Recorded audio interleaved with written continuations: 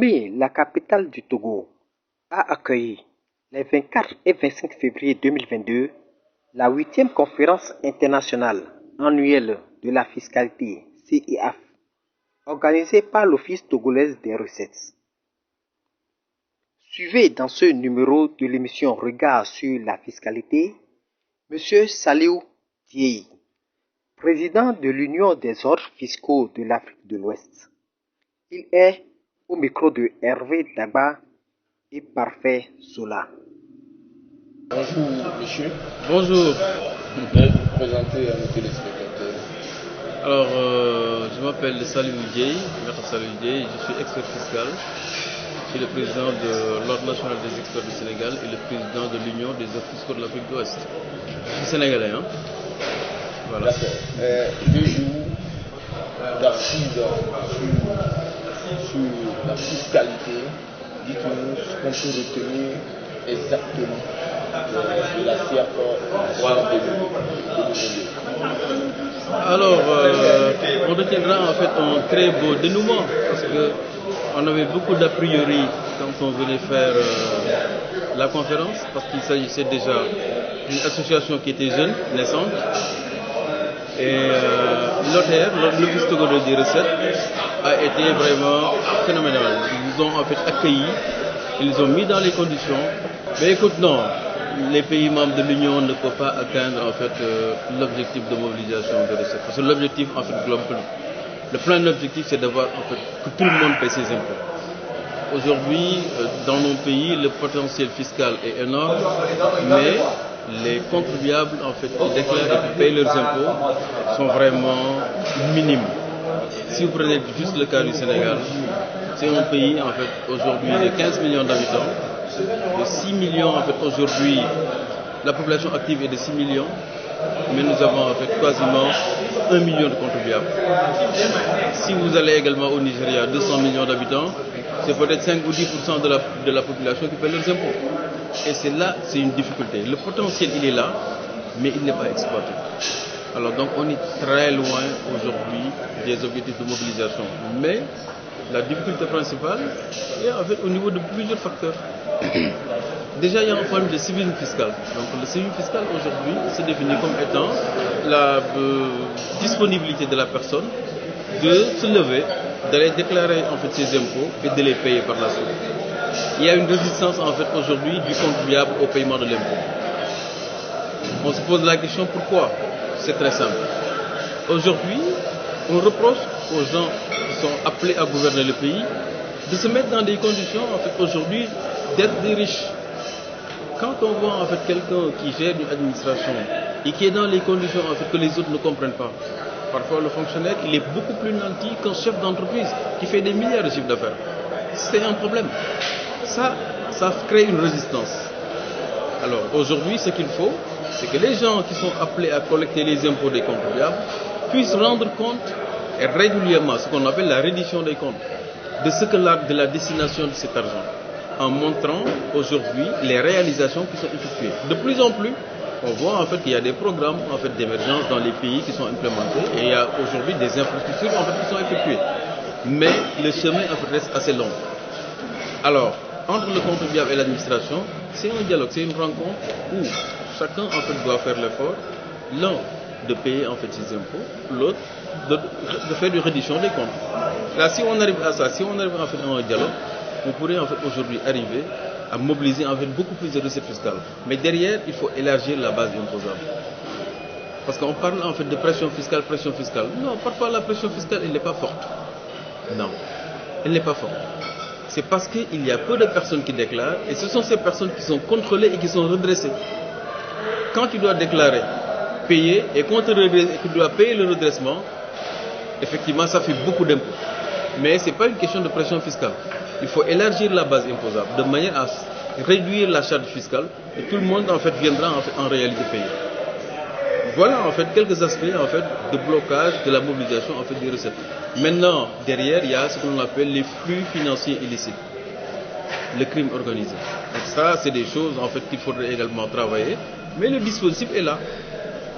Il y a en fait le groupe d'action en fait financière qui a implémenté en Afrique le GIABA, et le GIABA a implémenté en fait les CENTIF au niveau en fait de toute la région africaine.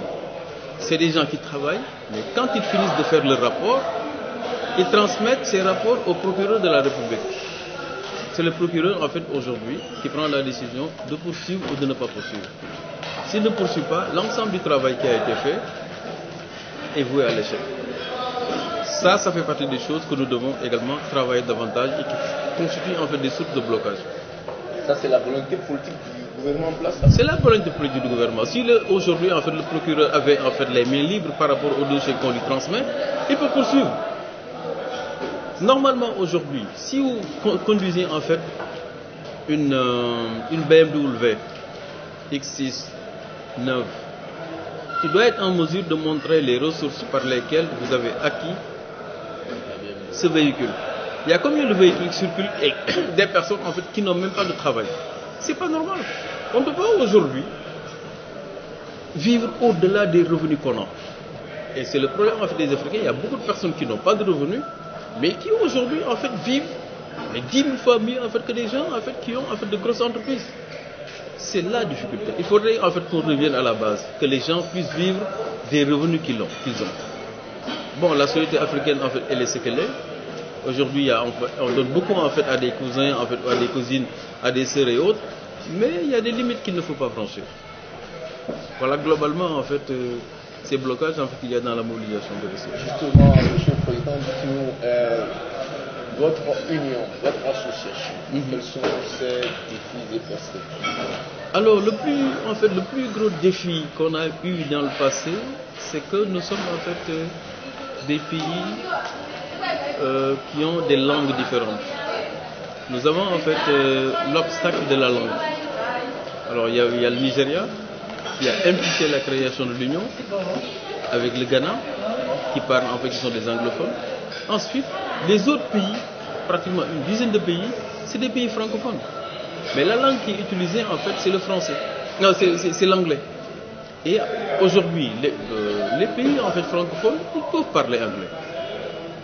Mais ils ont en fait des complexes pour parler en fait la langue. Parce qu'ils pensent en fait à des histoires de faute ou pas. Il n'y a pas de problème. C'est dans la langue française qu'il y a des problèmes de faute. Mais dans la langue anglaise, non, il faut juste se faire comprendre. Ça c'était un principal obstacle. Mais aujourd'hui, cet obstacle en fait a été complètement en fait balayé par Dame Gladys. Parce qu'en 2018, quand je suis venu dans l'Union, aussitôt il m'a demandé de prendre aujourd'hui le secrétariat honoraire. Je l'ai pris en tant que francophone et j'ai démarré. 2 ans après, c'est elle-même qui me dit écoute, il faut prendre la présidence pour mobiliser les francophones. C'est ce que nous avons fait et c'est l'une des raisons pour lesquelles cette année nous avons organisé la conférence du Togo. Aujourd'hui, le principal défi c'est l'histoire de la langue. Maintenant, il nous faut en fait harmoniser davantage la profession d'experts et de conseil fiscal. Parce que d'un pays à un autre, on a des ordres fiscaux, mais à côté, on n'a que des associations. Les associations, en fait, bon, c'est une loi en fait aujourd'hui qui te permet de créer l'association. Mais si tu pars dans un pays comme le Sénégal, l'ordre national des experts a été en fait mis en place par une loi avec un décret d'application et en fait une série en fait d'arrêtés. Mais dans les autres en fait pays, on n'a pas ça. Et ça, c'est en fait c'est un blocage. Il nous faut donc harmoniser la profession. Pour harmoniser la profession, il nous faut soit prendre en fait des lois au niveau des différents pays pour créer des ordres, ou bien créer une loi uniforme ou bien un règlement au niveau de l'UEMOA. Si vous voyez, en fait, la profession d'avocat a été harmonisée au niveau de l'UEMOA. C'est un problème qui est réglé. La profession d'expert comptable a été harmonisée au niveau de l'UEMOA. Les notaires, ils sont en train de l'harmoniser avec les huissiers. Mais la profession fiscale, non. On a essayé, mais on a des difficultés pour nous faire recevoir par le président de l'UEMOA. Qui du reste est un Sénégalais. Moi j'ai essayé, je ne suis pas parvenu. Aujourd'hui, nous allons en fait rester avec notre partenaire principal qui est la CEDEAO. Je pense que la CEDEAO a la possibilité de mettre en place un règlement qui aujourd'hui organise tout ce qui concerne en fait l'exercice de la profession d'expert fiscal. Parce que la CEMAC, les États en fait de l'Afrique centrale, ils ont réglé ce problème depuis 1963. Depuis 1963, ce qu'on est en train de faire pour se battre pour l'avoir là, eux ils l'ont déjà. Et à plusieurs reprises, ils l'ont retouché. Pour te montrer en fait le fossé qui existe entre eux et nous. Aujourd'hui, pour les matières fiscales, au niveau de la CEMAC, quand vous avez un contentieux que vous voulez en fait aller au tribunal, ce n'est pas un avocat qui va vous défendre. C'est un expert ou un conseiller fiscal qui va te défendre. Donc ils ont véritablement fait une avancée. Nous, on n'en est pas là. Et la principale responsabilité se trouve auprès de l'administration fiscale. Parce qu'aujourd'hui, si vous prenez le cas du Sénégal, les inspecteurs des impôts, quand ils vont à la retraite, ils peuvent être agréés directement chez nous, comme experts. Mais quand il y a un contentieux fiscal, on te dit que dans la loi, vous pouvez choisir un conseil de votre choix. Mais un conseil de votre choix, les gens en fait l'interprètent. Non, on peut choisir un expert fiscal, un expert comptable ou un avocat. C'est pas comme ça. Ça fait partie des blocages aujourd'hui au développement de la profession. Et donc, le principal défi, au-delà en fait de la langue dont je vous parlais, c'est l'obstacle aujourd'hui de l'harmonisation de la profession et des pratiques fiscales. Parce qu'on a besoin également de travailler sur les mêmes normes fiscales d'un pays à un autre. Le Nigeria est très avancé. Vous savez, en fait, quand vous allez au Sénégal, les experts fiscaux sont au nombre de 80. 80. Ils ne sont pas nombreux. Ils ne sont pas nombreux. 80 en fait experts fiscaux ne peuvent pas gérer tout le Sénégal. Quand vous allez au Bénin, le Bénin, ils viennent en fait de s'installer, ils sont à peu près 200. Mais ça fait pas longtemps en fait qu'ils sont là. Alors quand vous allez en fait au Burkina, je pense qu'ils sont en fait dans les 70. Au Nigeria, vous savez, ils sont combien? Ils sont 5000. Ils sont 5000. Alors moi, je vais vous donner un conseil. Quand le Nigeria va organiser sa conférence fiscale, allez-y, voir. Vous allez voir ce que vous allez voir. Quand vous allez, en fait, leur siège, c'est un immeuble R+8, avec une flotte de plus d'une centaine de véhicules, avec plus de 200 personnes en fait salariées. C'est pour te montrer, en fait, c'est des niveaux. Donc les anglophones, ils ont une certaine pratique, mais les francophones sont toujours à la traîne dans ces questions-là. Voilà, ça, c'est en fait, entre autres, en fait, ils ont 2 ou 3 défis aujourd'hui auxquels nous sommes confrontés. Mais nous y allons cette année, nous sommes en fait au Togo, mais l'année prochaine, nous serons en Gambie. La Gambie, c'est un pays en fait. C'est un pays anglophone. Mais on n'a pas de souci par rapport à ça. On va y aller. Donc l'obstacle, vous avez vu en fait les débats se sont déroulés.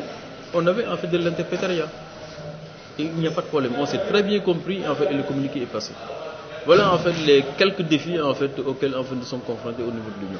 Ok, 2 jours, des travaux. Quelles sont les conclusions qui donnent l'espoir au pays membres? Alors, les conclusions qui donnent l'espoir, parce qu'eu égard en fait à plusieurs thèmes. Le dernier thème qui concerne en fait la zone de libre-échange, on se pose en fait vraiment beaucoup de questions sur la zone de libre-échange. Parce qu'aujourd'hui, il faut harmoniser pas mal de choses. Et il y a en fait 3 ou 4 pays qui n'ont pas encore en fait ratifié. L'obstacle des politiques stables, parce qu'en fait on met en place des politiques, mais ces politiques ne sont pas stables. L'obstacle aujourd'hui de l'investissement, parce qu'on a en fait des gens qui sont là en fait pour gérer chacun en ce qui nous concerne en fait un certain nombre de prérogatives, mais c'est pas toujours cela. Et en fait on est toujours en fait à la traîne. Et aujourd'hui, dans cette zone-là, il y a pas mal en fait de décisions qui doivent être prises par rapport en fait à la zone de libre-échange. On a le dispositif est là. Mais on ne le sent pas. On ne le sent pas. Alors derrière, en ce qui concerne l'impôt minimum mondial, en fait, on en a parlé. C'est les Européens qui, en un certain moment, se sont dit que, écoutez, les multinationales, ils vont en fait faire n'importe quoi. On fait en fait un impôt minimum mondial. Mais en réalité, c'est déplacer aujourd'hui la charge fiscale, en fait, bon, les gains fiscaux, en fait, dans leur pays. Parce qu'il y avait les normes du BEPS, en fait, qu'on avait mis en place, pour permettre aujourd'hui de limiter l'influence en fait aujourd'hui des multinationales. Mais avec l'impôt minimum mondial, c'est un impôt minimum en fait de 15% en fait qu'on va implémenter, mais qui va en fait générer pratiquement, disons, près de 200 milliards de dollars en fait annuellement, mais sa répartition va poser problème. Et si on tue la répartition, les pays africains auront en fait près de 3% en fait de revenus supplémentaires par rapport à ce qu'ils avaient, alors que les Européens ils vont avoir en fait près de 19 à 20%. C'est un problème de répartition. Et c'est une injustice. Parce que si vous vous rappelez du doing business, le doing business, en fait, oui, le doing business, chaque fois, on nous demande de faire des réformes.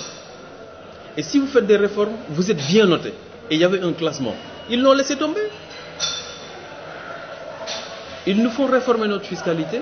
en un certain moment, ils introduisent l'impôt minimum mondial. Ils ont dit même en fait que le doing business, finalement, on ne peut même plus le rapport. Mais si nous modifions en fait aujourd'hui notre dispositif fiscal, c'est pour attirer le maximum d'investissement. Mais aujourd'hui, on le fait, mais avec l'impôt minimum mondial, mais écoute, on n'est plus compétitif. Et ça, c'est un manque à gagner de certains pays. C'est un véritable manque à gagner de certains pays. Alors, on a parlé également en fait aujourd'hui des obstacles en fait qu'il y a par rapport en fait à la mobilisation. En fait, j'en suis venu. Aujourd'hui, les réformes cascades que les administrations sont en train de faire est un blocage. Et les réformes, quand ils se font, malheureusement, ils ne rencontrent pas l'assentiment en fait de la partie privée. Ça veut dire que si vous voulez en fait commencer une réforme, mais appelez en fait les gens autour de la table. Vous mettez en fait la réforme sur la table, les gens vont discuter pour arriver à quelque chose. Dans le passé au Sénégal, on a eu à le faire.